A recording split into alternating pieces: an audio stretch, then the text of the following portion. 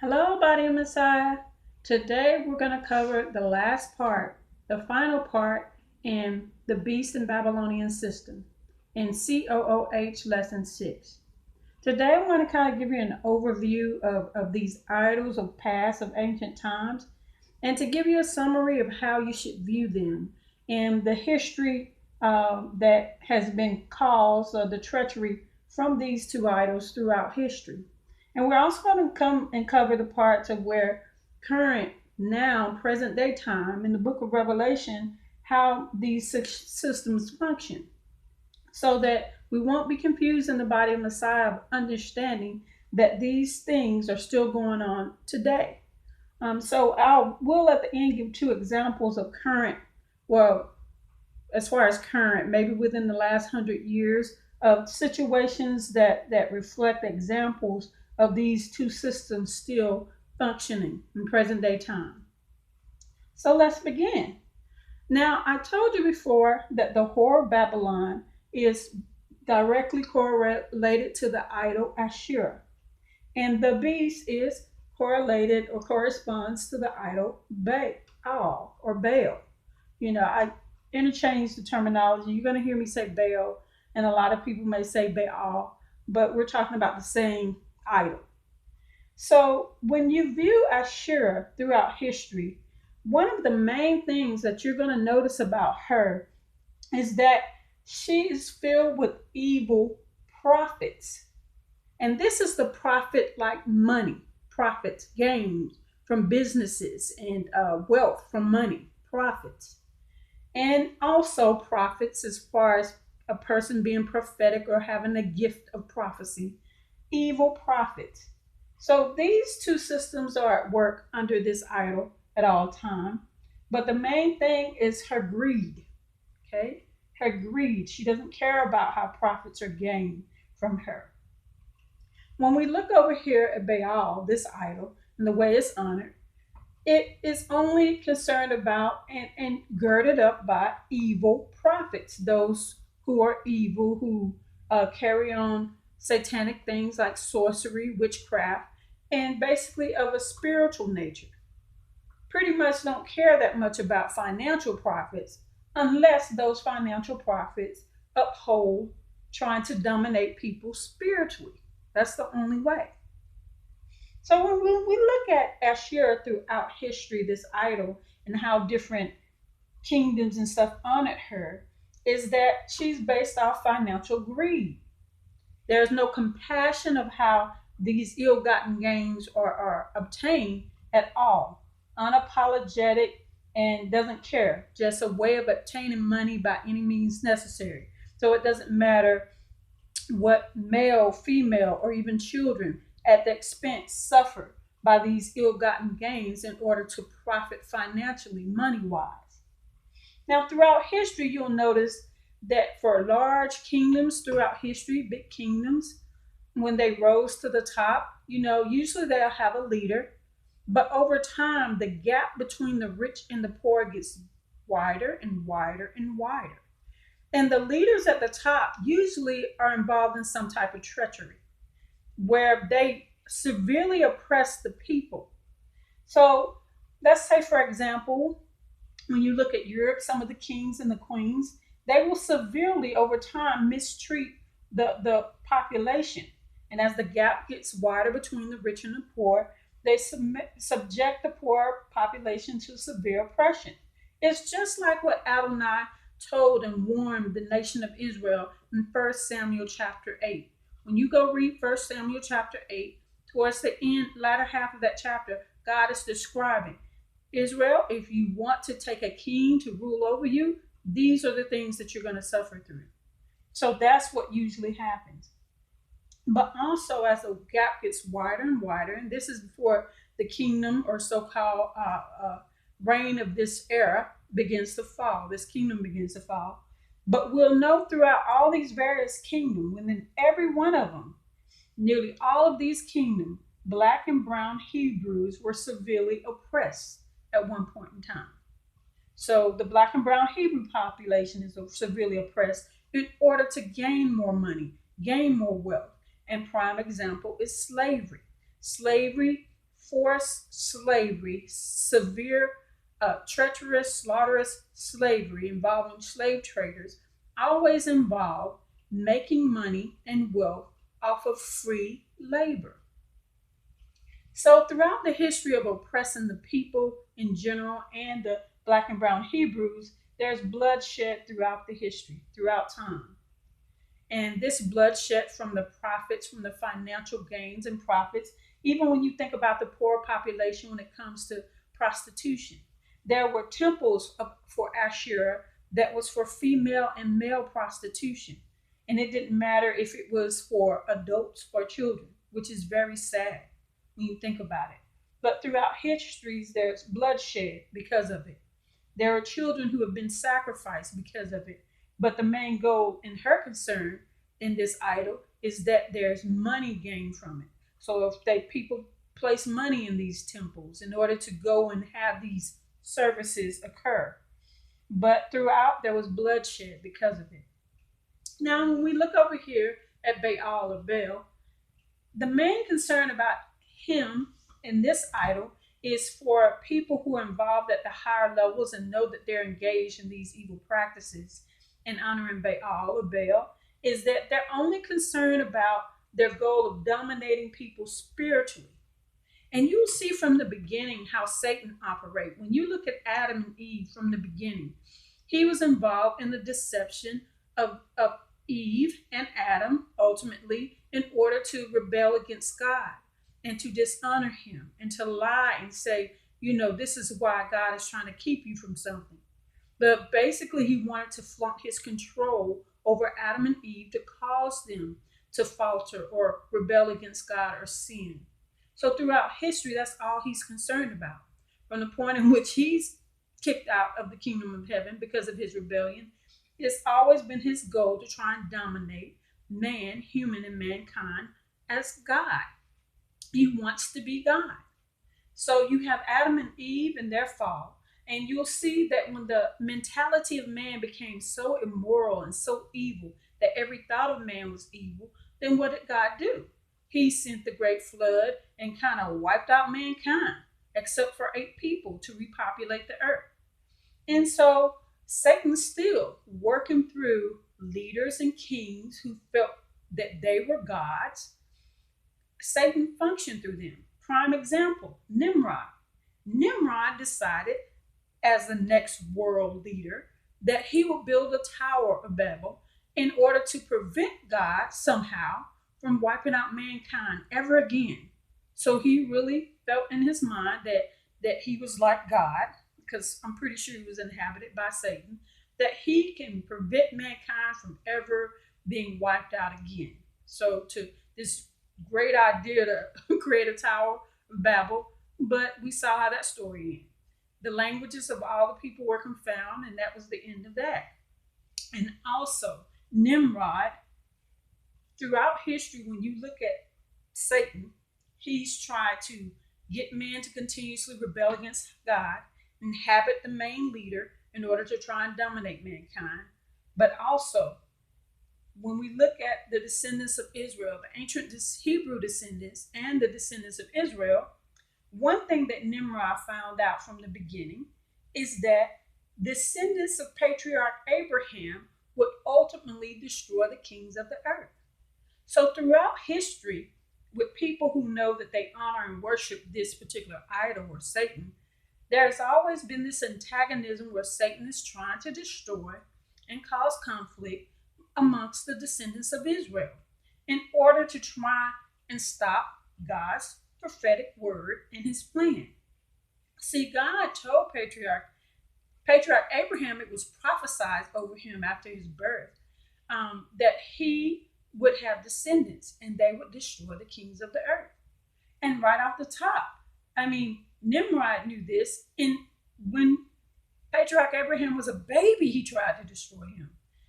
And so you'll see throughout history, this is a repetitive cycle where basically a man or a leader, even a woman like Jezebel, or a leader like Ahab or whoever, or Pharaoh, tried to destroy someone who it was prophesied, who was a descendant of Patriarch Abraham, try to wipe them out. When you go forward and you look at how the Pharaoh tried to destroy Moses or Moshe, to destroy all the Israelite children of a certain age, male children. This is Satan's plan and attempt through man's idiotic way of trying to destroy God's plan. When you go forward and you look at all the prophets throughout that were against the prophets of Asherah or Baal, the prophet Elijah, these were Abraham, patriarch Abraham's descendants who were warring against the demonic that is dwelling in these leaders. When you go on even to our Messiah's time, Yeshua, when our Messiah was born, you have King Herod here. Basically, he was coming against Yochanan, John the Baptist, as they call him. But Yochanan, he was attacking the father, King Herod, to attack him because he professed the truth. He was a prophet telling him, you're living in sin, you're wrong, and this is going to happen. But King Herod's son even knew that it was prophesied that there will be a leader coming out of the nation of Israel that will overpower the kingdom. And so they were trying to destroy the Messiah. A decree went out again. Remember how Miriam and Joseph had to leave and flee down into Africa, in Adamah and Nazareth. And they had to flee because there was a decree to try and do a census, so-called, but to get rid of a certain male children of a certain age. So they had to flee. This is a repetitive pattern where Satan is inhabiting a leader and thinking, really, this leader and their mentality that they can destroy God's plan and come against the descendants of patriarch Abraham, the Hebrew descendants, because they know that God has given them a power and ordained them for a purpose. But throughout this whole history is bloodshed. Throughout the whole history of honoring these evil idols are the bloodshed of people. So now we want to go to present times. Now we see here, we have present day, the whore of Babylon. And I explain who she is when we deal with the book of Revelation and the descriptions and attributes that are given to her. And this is the foundation for the history of America that we see here regarding Statue of Liberty and things. And like I said, when I went through this history, so even when you have Europeans who are fleeing Europe, because you have these kings and queens that are rich beyond measure, and they're dominating and making the poor poor and the rich rich until all of a sudden their kingdom falls. And the people do rebel against them and attack them too. So the Europeans that were even fleeing their severe oppression came to America, but they drugged the black and brown Hebrews here in order to continue in dreams and hopes of great wealth. Okay? Off the backs, this is what the whore of Babylon, her purpose in the background spiritually is going on. So you have the first slaves brought to the U.S. 1619. Now I'm discussing the future about the 400-year prophecy. A lot of people feel it's applicable to only Egypt. And I draw discrepancy that I see there. I don't believe so. I think it's for present day time. We just passed 2019 last year, which is 400 years. So anyway, we see where the first slaves was brought in 1619. And they're leaving the oppression of the kings and the queens and the Roman Catholic Church, who was gaining wealth beyond measure too.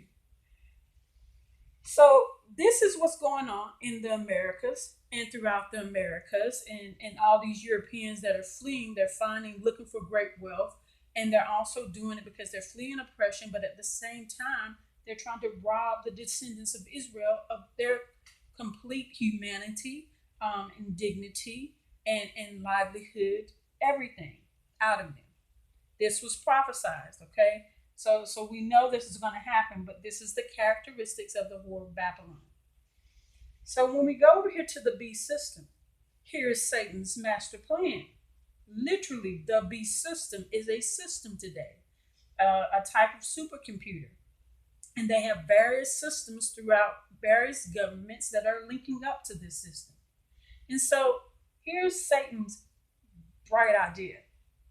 Because when he overtakes the men and women who think that they can be gods or like God, and Satan inhabits them, the flaw is they're mortal. They're going to die eventually. So he can never reign forever. But like I said, he's foolish. He really believes that he can rule and try to dominate mankind and rule forever. So this beast system, this BEAST system, like I covered in lesson and part 3 of lesson 6, is his attempt to rule forever. He thinks that he's going to rule forever. But we in the body of Messiah know that's not going to happen, because ultimately he and the false prophet are going to be thrown into the lake of fire. We know how the story ends.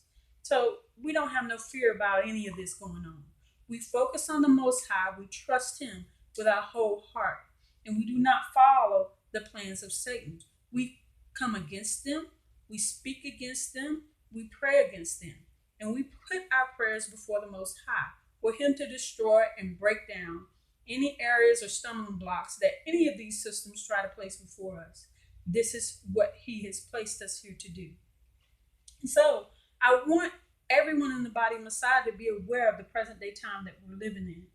But also I want to give examples to drive home the point and reiterate that the type of satanic worship that has occurred through these two idols continues today.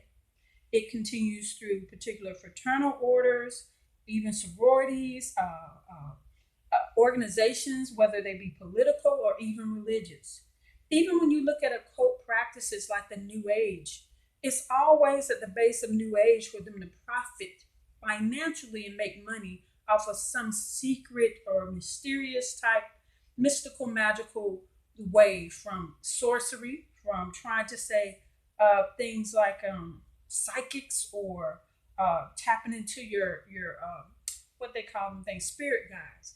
These are nothing but demonic traps. The demonic forces are always warned to try and break the morality and the mentality of mankind. So we have to war against that and be aware of it. That's why I stress so much. As far as the Torah is concerned, we have to return back to it and remember it. There are a lot of religious organizations, even Christian, who have moved so far away from the Torah, the first 5 books of the Bible, that they even entertain some of these different New Age and occult-like practices. And this is very vital in the last days, because our Messiah and the Ruach of Elohim is probing us to see where we are spiritually. So we have to be aware of what we're doing and the practices we're engaging in. And the only way we can be aware is based on the whole truth of Adonai's word. Now let me give you 2 examples here of how Asherah and Baal worship continue. First example, for example, is when we look in history, there have been men and women coming up missing in murders that were never prosecuted. Okay, and I'm going to give 2 examples of within the last 100 years or so. Well, it might even be longer, because, like, for instance, Jack the Ripper was in London.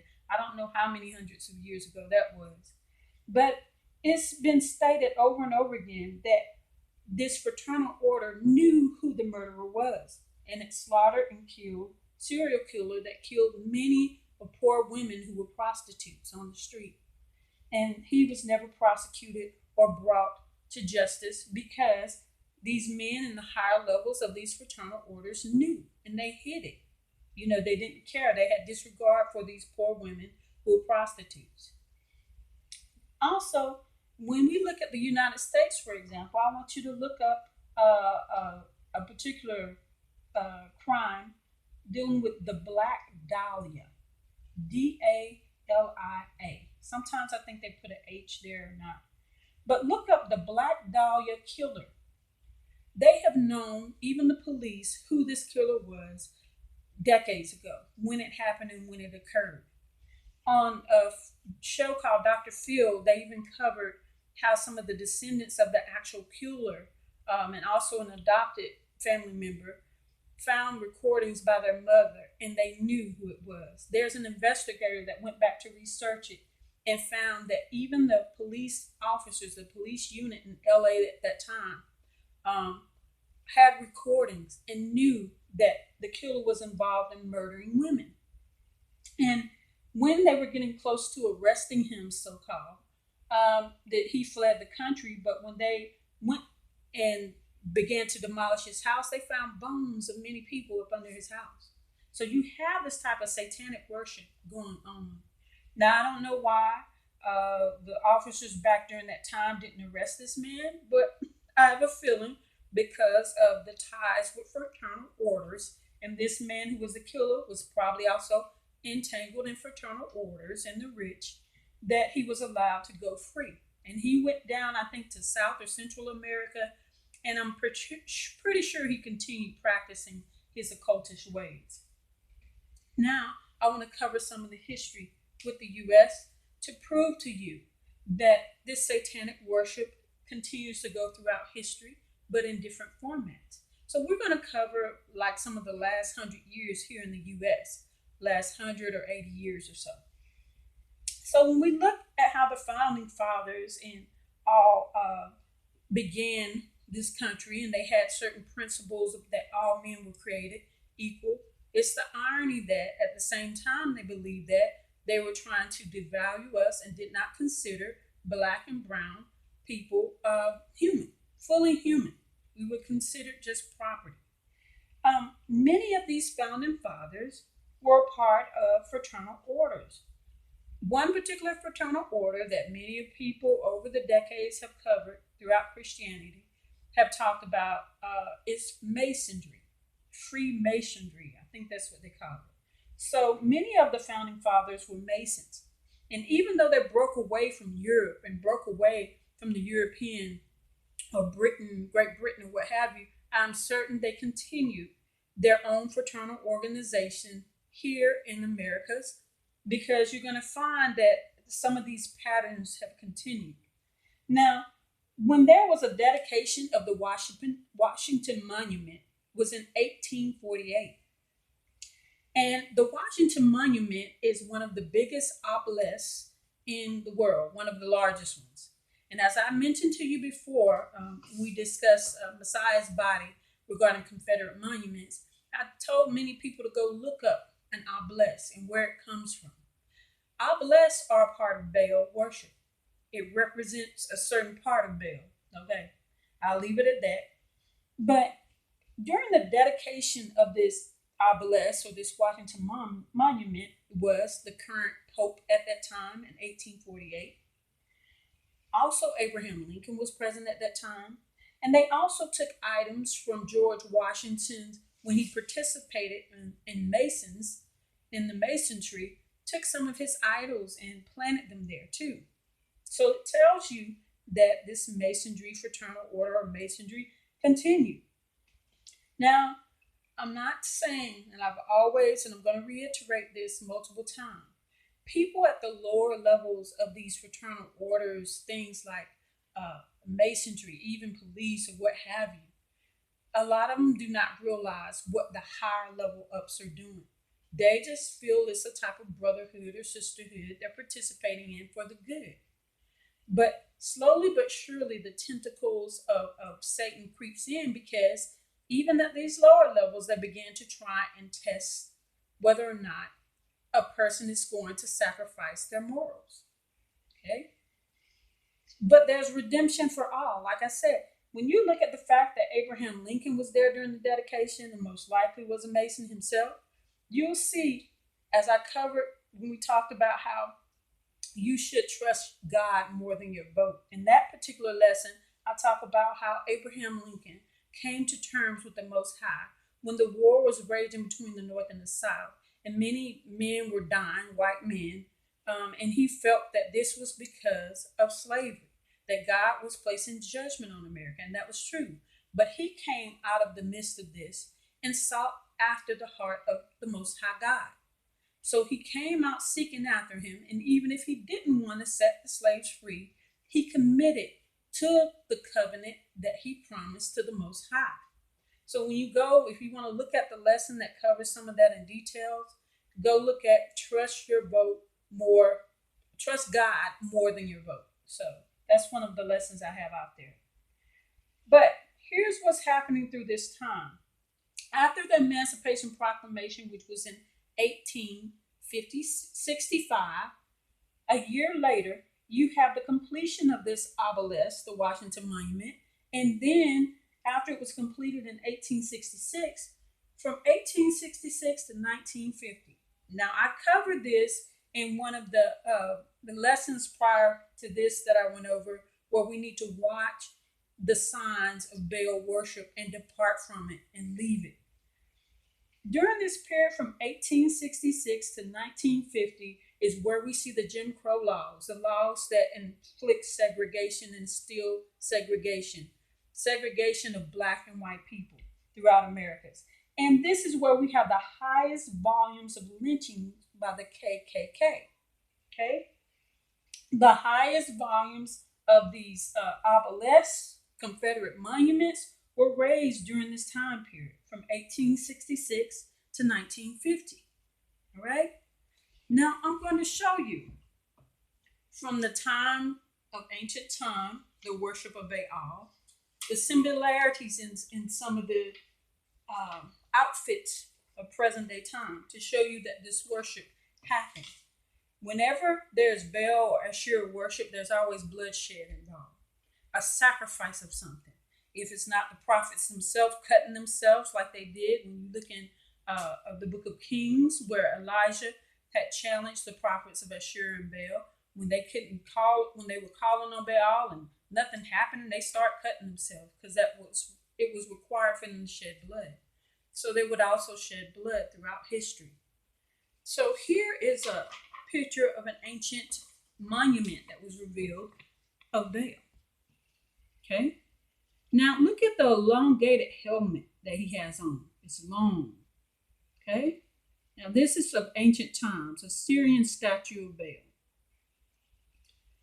When you look over here on the other side, we have an artist named Goya who has paintings of the Inquisition, Spanish Inquisition, where the Roman Catholic Church would basically torture people who did not want to believe that the priests were intercessor between man and God.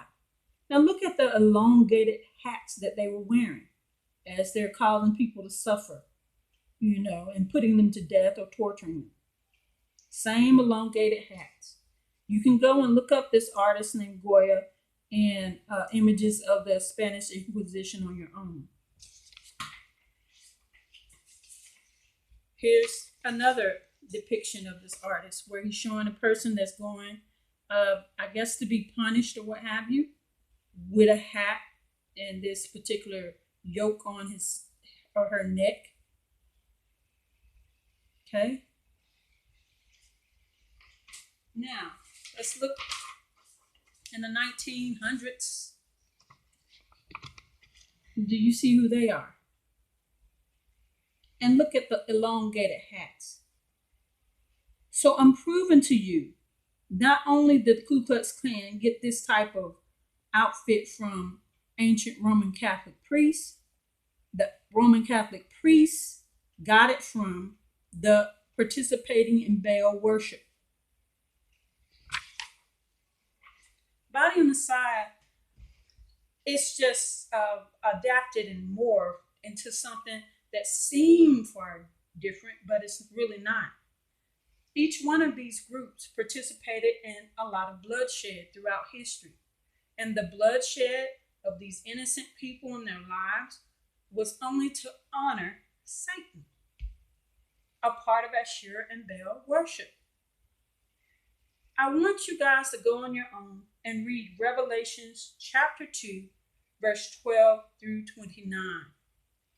In that scripture, this is where the Ruach of Elohim, God is speaking to Messiah's church that's in Pergamum and Thyatira. These are the two churches they're speaking to. And it's written here by the prophet of the book of Revelation as a warning to the body of Messiah.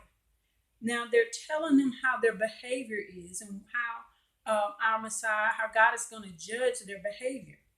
And for the first congregation, Pergamum, their sin is the sin of Baalim and Balak. Now, when you look back, this is at the beginning where there was deception on the descendants of Israel. where there was a plague that killed 24,000 people. And it's because God is telling this particular congregation, I know of you and basically your spirit and what you've done. And your sin is like that of Balak and Balaam, because you caused Bnei Israel to stumble. Basically, you're causing them to sin and you're partaking in sexual immorality. And God has a huge problem with that. You're eating food that has been sacrificed to these idols. I'm coming and I'm going to judge you. When you look at Thyatira, that one is their sin is they know that Jezebel is hanging out and around. They're allowing her to be around that church environment, meaning they're partaking in sexual immorality and still also eating food that have been sacrificed to idols. So basically, it's a lot of ho-hopping going on in American ethnic terminology in the household of the Most High God amongst the body of Messiah, and people seem to be okay with that. And God is saying, I'm giving them time. I'm giving them time to repent and change their ways, but I'm going to judge them. So please read Revelation chapter 2, verse 12 through 29. When you look at the sin and think about in Numbers chapter 24 and 25, the sin of Balaam and Balak is basically they tricked and deceived the nation of Israel, some of the men in there, to engage in idol worship through sexual immorality. And they bonded with Baal, or Baal, or Peor. And there was judgment because of that.